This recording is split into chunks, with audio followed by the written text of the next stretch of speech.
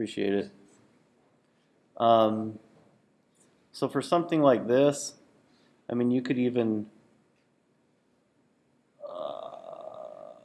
go into here and do, what is that? Color mixture, selective color, no, not so much. But say for instance, I'm going to keep it really quick and easy because I've been bombarding you with demos for a while. And I kind of just want us to get to work. You know, for instance, I'll really just go in here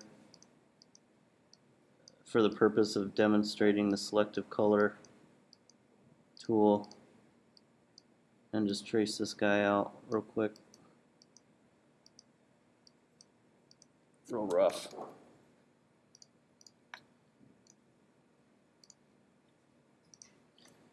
And then maybe I'll do this this piece here. Oh, no. We can adjust that.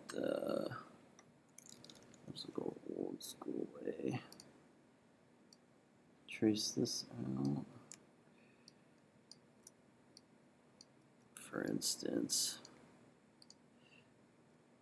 So basically, in some of the exercises that you would be doing will be something similar to this. You'll be selecting the shoe in a way that makes sense. I'll show you other different ways of selecting based on color. Will probably be the smartest way to do it. But just for a really rough kind of example, I'm going to maintain these laces here, keep it rough.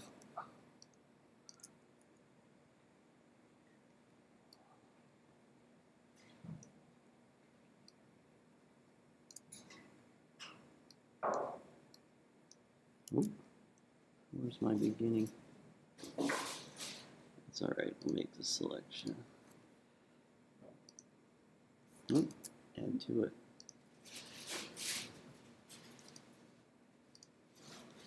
So really you'll be able to just kind of do a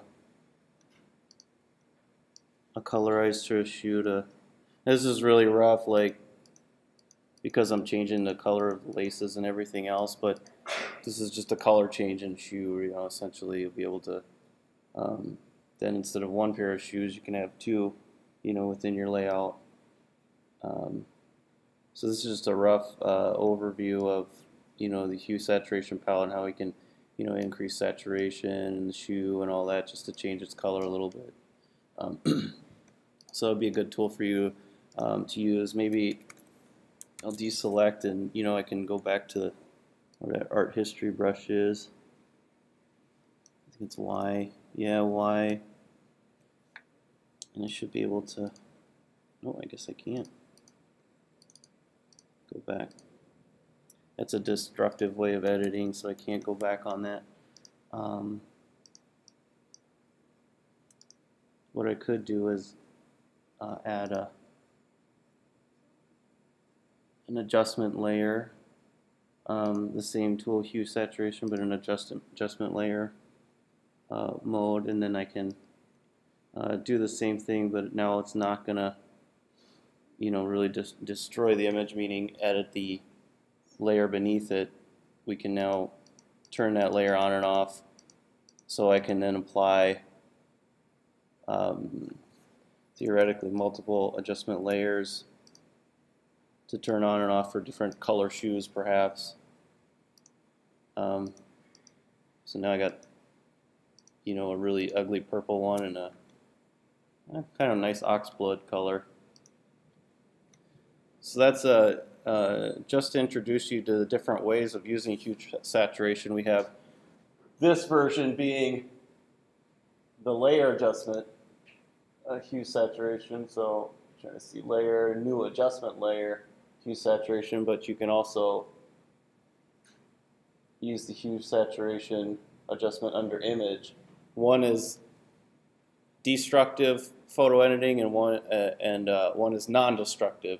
So again, the new layer is non-destructive, meaning that it's not going to change the original image beneath it. It's just going to add a layer on top of it to achieve the same thing. And destructive, of course, is going to make that change permanent on the hue layer that it's being applied to.